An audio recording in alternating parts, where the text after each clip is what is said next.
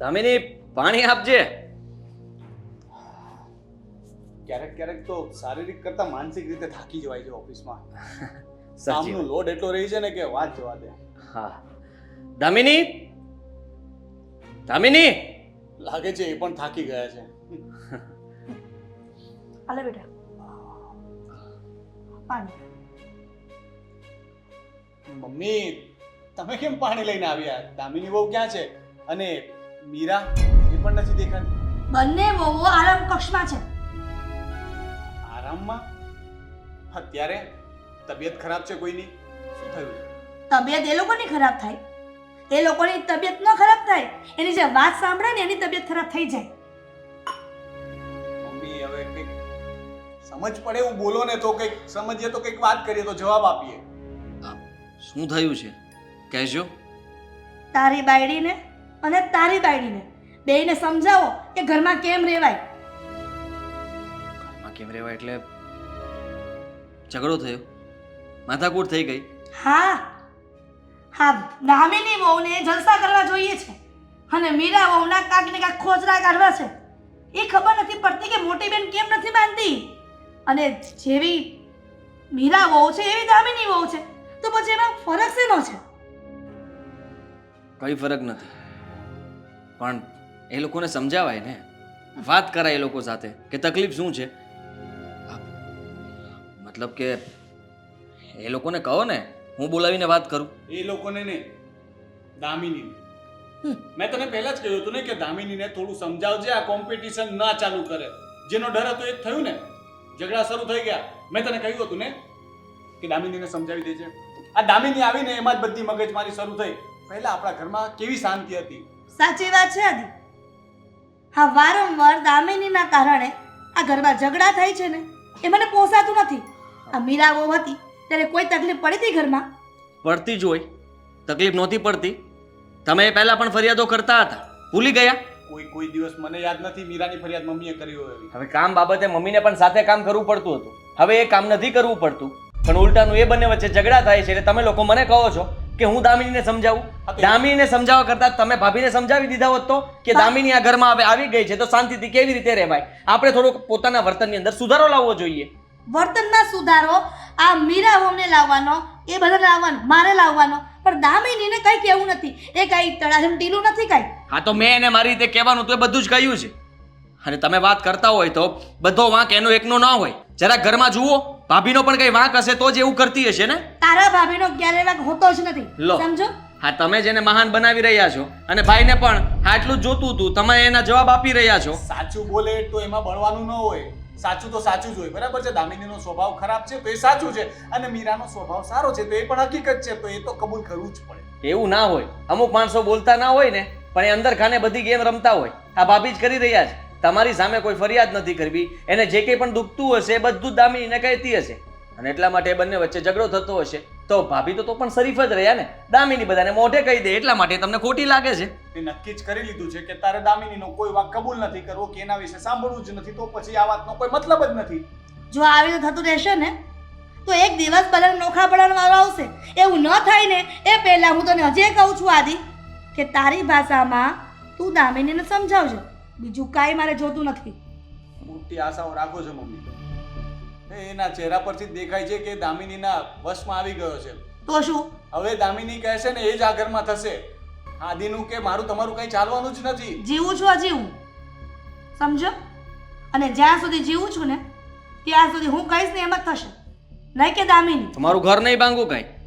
તમે કહેશો એમ કરવા જઈશ તો શું મારું ઘર ભાંગી નાખું? અમારા બંને વચ્ચે ઝઘડા થાય એવું તમે ઈચ્છો છો?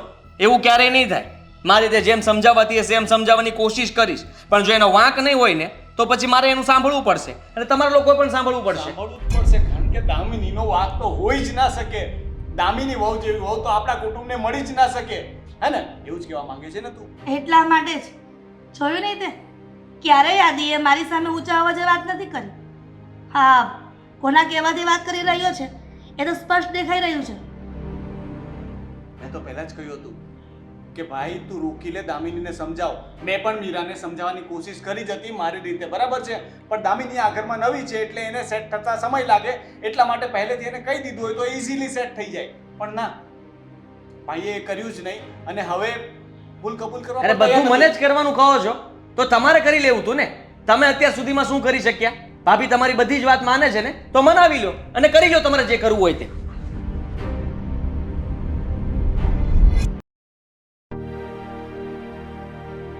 એટલે મીરા ક્યારની બેઠી છો આવી રીતના? કઈ વાત કરવાની છે તારે? કઈ ખાસ વાત નથી મમ્મીજી, પણ હું વિચારતી હતી કે આજની રસોઈ હું બનાવું અને જે તમારે ખાવું હોય ને આપણે એ બનાવ્યા આજે. ના, આ દર વખતે મને પૂછવાની આદત ભૂલી જાય. આ વારંવાર મને પૂછીને શરમાવી દે છે અને હું રોજ કાંઈક ને કાંઈક નવી રિક્વાયરમેન્ટ કરું છું. તો શું થઈ ગયું? બરાબર જ છે ને. આખી જિંદગી તમે મહેનત કરી છે, રસોડું સંભાળ્યું છે, ઘર સંભાળ્યું છે. હવે જ તો ઉંમર છે કે તમે બેસીને ઓર્ડર કરો અને વહુઓ કામ કરે. એ વાત પણ સાચી છે, પણ વહુઓને એટલું પણ કામ ન કરવા દેવું જોઈએ કે આ જાતિ જિંદગીએ પગ વયા જાય ને તો વહુ ઘરની બહાર કાઢી મૂકે. બિલકુલ નહીં. તમને ઘરની બહાર થોડી કઢાતા હોય કાંઈ. તમને તો મારી સાથે રાખવાના છે આ ઘરમાં. તો પછી હા, એ સમજાતું નથી કે તારામાં અને તારી દેરાણીમાં કેમ આટલો બધો ફરક છે. તું આટલી સરસ છે અને આ દામિની વહુ ખબર નહીં શું કામ ઈર્ષા કરતી હશે તારી. મમ્મી રસોઈ શું બનાવવાની છે એ મને તો કહી દો તો હું તૈયારી ચાલુ કરી દઉં. મોભિયાનું શાક બનાવવાનું છે, બનાવવા માંડો જાઓ. હું મમ્મીને પૂછું છું ભાભી. મમ્મી પણ એમ જ કહેવા માંગે છે કે મીરા બહુ જે કહેશે ને એ રસોઈ બનશે. કેમ ભાભી કે કેમ? સીધી એવી વાત છે કે આ ઘરમાં મોટી વહુ હું છું એટલે પેલો અધિકાર મારો લાગે. અને આમ પણ મમ્મીજીને મારા હાથની રસોઈ ભાવે છે. પાક્કું ને મમ્મીજી? કેમ નહીં? મમ્મી તમે તો શાંતિ રાખો. તમે છે ને નહીં બોલો, હું ભાભી સાથે વાત કરું છું. એટલે એમ કે હવે મમ્મી બોલી પણ નહીં શકે. મમ્મી જોયું ને, તમને બોલવાની ના પાડે છે. આ તમે છે ને મમ્મીને ઊંધી દિશામાં ના લઈ જાઓ. ઊંધી દિશામાં એ નહીં, પણ તું લઈ જાય છે બધાને. હું કોઈને ઊંધી દિશામાં નથી લઈ જતી. અને શું કામ ભાભી કે જ બનાવવાનું? અરે ભાભી આ ઘરના વહુ છે તો હું પણ આ ઘરની વહુ છું ને. ભાભી કે છે એટલે નહીં, મમ્મી કે છે એટલે. મમ્મીને મારા હાથનું ભાવે છે. બોલું ને. હા, મને મારી મીરા બહુના હાથની રસોઈ ભાવે છે તો પછી એને કહ્યું શું ફરક પડે? અને ભાભી કહે છે એટલે એમ ઘરની મોટી વહુ છે તો પછી એનો હક લાગે ને. ઘરની મોટી વહુ છે તો શું થઈ ગયું? આવીને ત્યાંની એક જ વાત સાંભળું છું, ઘરની મોટી વહુ છે, ઘરની મોટી વહુ છે. મને ખબર છે કે ભાભી ઘરના મોટા વહુ છે, તો એમાં તમે છે ને કોઈ તીર નથી માર્યું. તો તે પણ કોઈ તીર નથી માર્યું ને કે તું કહીશ મજા ઘરમાં થશે. જો મમ્મીજી તમારી સામે આટલું બોલે છે તો વિચાર કરો કે એકલામાં કેટલું બોલતી હશે. અરે તમે ક્યાં બાકી રાખો છો? આ તમે કઈ પાછળ નથી મૂકી દેતા, તમે એટલું બોલો છો. દામિની વહુ, હું જ્યાં સુધી સામે હોઉં ને ત્યાં સુધી આટલી બધી જીભ ચાલવી જ ન જોઈએ તમારે. હું એક જ દેખાવ છું મમ્મી, ભાભી પણ સામે બોલે છે ને, એ પણ લવારી કરે છે, તમે એમને કેમ કઈ નથી કહેતા? અને તું શું કરે છે? એ લવારી કરે છે તો મમ્મીજી રહેવા દો ને, એને બહુ શોખ છે ને કામ કરવાનો. તો ઠીક છે, આજથી ઘરના બધા જ કામ દામિની કરશે, હું કોઈ કામ નહીં કરું. બહુ શોખ છે ને કામ કરવાનો તો કરવા દો. તમારે તો એ જ જોતું હતું ને, ઘરના બધા કામ મારી પાસે કરાવવા હતા ને પોતે ખાલી રસોઈ કરવી હતી, એટલે પોતાના વખાણ થાય. લ્યો, તને આ વાતમાં નથી પહોંચાતું, પહેલી વાતમાં પણ નથી પહોંચાતું તો તને કઈ વાતમાં પહોંચવું? મને કોઈ વાતમાં પહોંચવાની જરૂર નથી. વાત ખાલી અહીં રસોઈ બનાવવાની છે ને, તો રસોઈ હું બનાવીશ, ભાભી બીજા કામ કરશે. તમે મારો પક્ષ કેમ ના લઈ શકો મમ્મી? બંને સરખીઓ છો, સમજ્યા? નથી આને સમજાવી શકતી, નથી તને સમજાવી શકતી.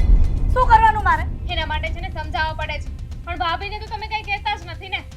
એટલે તું કહેવા શું માંગે છે? એટલે- જો દામિની હવે એક શબ્દ બોલી ને તો મારો હાથ ઉપડી જશે. અચ્છા, તો તમે મને મારશો? શું કામ? અરે એવો તો શું ગુનો કર્યો છે કે મારા પર હાથ ઉપાડવો પડે? હું છે ને અહીંયા કોઈને માર ખાવા નથી આવી. બહુ સહન કરી લીધું મેં. પતિ કે તારી વાત? તો જા. આ તો જાઉં છું. જેને જે રસોઈ બનાવવું હોય ને એ ખાઈ લેજો બનાવીને.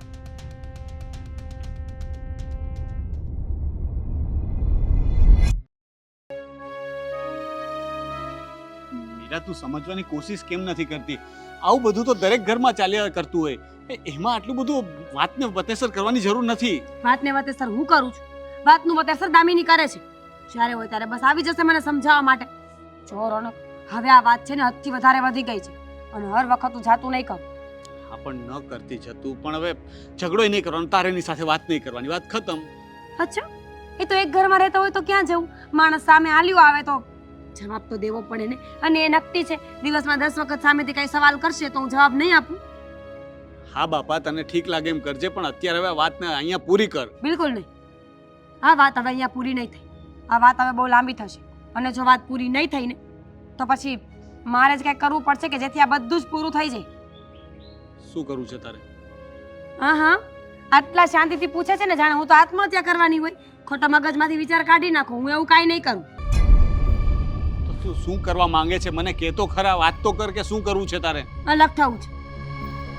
મીરા, આ કેવી વાત કરે છે તું? અને અલગ થવાની વાત ક્યાં વચ્ચે આવી? હજુ એમના નવા લગ્ન થયા છે. થોડો સમય તો સાથે રહીએ. ગામ આપણને ખરાબ ગણશે કે દેરાણી જેઠાણી થોડો સમય પણ સાથે ના રહી તો શક્યા. ગામને કહી દેજો જ્યાં સુધી ભેગા રહીએ ને ત્યાં સુધી કામ કરવા આવે ઘરના. ખોટી લપ મારે રોજ ઉઠીને કરવી એની કરતાં બેટર છે કે ગામ કામ કરી જાય આવીને.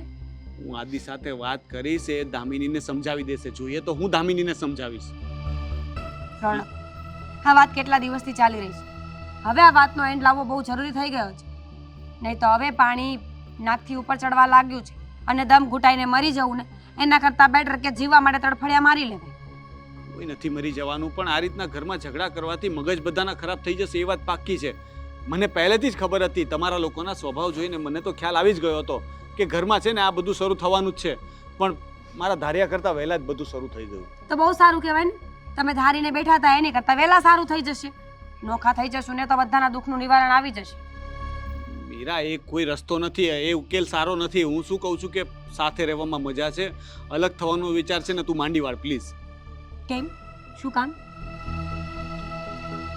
સમજ કે અલગ થશું તો ખર્ચા વધી જશે. કોઈ વાંધો નહીં. દુનિયામાં ઘણા ગરીબ લોકો છે જેની પાસે ખાવાનું પણ નથી હોતું તો પણ પોતાનું ગુજરાન ચલાવે છે. શીખી જઈશું આપણે પણ. અને આમ પણ આ લાઈફનું બીજું નામ જ છે ને સ્ટ્રગલ. સ્ટ્રગલ બધે જ કરવું પડે છે. તમે કરોડપતિ હોય તોય ભલે ને રોડપતિ હોય તોય ભલે. જો હું તારી વાત સાથે એગ્રી નથી. તમારી વચ્ચે પ્રોબ્લેમ હશે, હું ના નથી પાડતો. દામિનીનો વાક હશે, હું ના નથી પાડતો. પણ જે અલગ થવાની વાત તું કરે છે ને એમાં હું એગ્રી નથી. હું અલગ થવા નથી માંગતો. ઠીક છે તો રહો ભેગા. તમારે જે કરવું હોય એ કરો.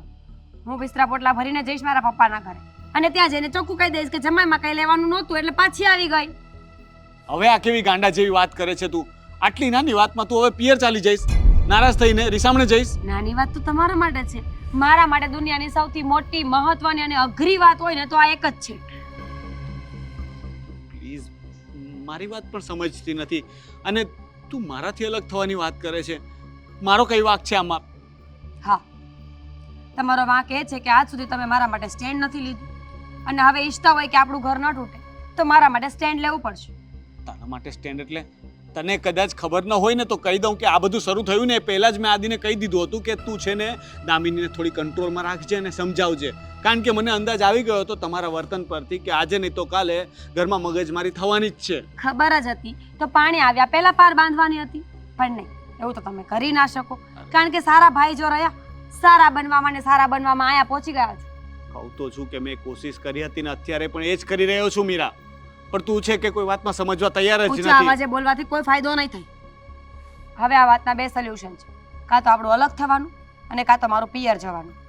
બેમાંથી એક સોલ્યુશન મને મંજૂર નથી. તમારા મંજૂર હોવાનો હોવાથી શું ફરક પડે? તમારા માનવાથી દુનિયા થોડી ચાલે છે. એ તો જેને જે કરવું છે એ જ કરવાના છે.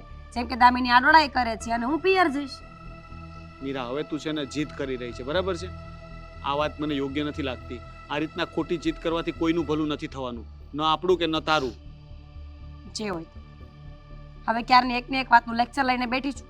જો તમે મારા માટે સ્ટેન્ડ ન લઈ શકતા હોય ને તો આ વાતને લાંબી કરવાનો કોઈ મતલબ નથી. સ્ટેન્ડ પણ હું ક્યાં ના પાડું છું? મેં વાત કરવાની ના નથી પાડી, પણ તું તો સીધા અલગ થવાની અને પિયર જવાની ધમકીઓ આપે છે. તમને ધમકી લાગે છે? બિલકુલ નહીં. હું આ બધું સાચે કરીને બતાવીશ. તમને એમ લાગે છે કે હું સ્ત્રી જાત છું એટલે ધમકી આપીને ઘર ચલાવીશ, સ્ત્રી ચરિત્ર બતાવીને ઘર ચલાવીશ, પણ બિલકુલ નહીં. આ વખતે મારો નિર્ણય પાકો છે. હું જે વિચારીને બેઠી છું ને તો હું ખરીને જ રહીશ. આજકાલની આવેલી એ મને શું શીખવવાની હતી કે સાસુ સાથે કેમ રહેવાય, પતિ સાથે કેમ રહેવાય, ઘર કેમ સચવાય. મને બધી જ ખબર પડે છે. ઠીક છે, તને ઠીક લાગે એમ કર.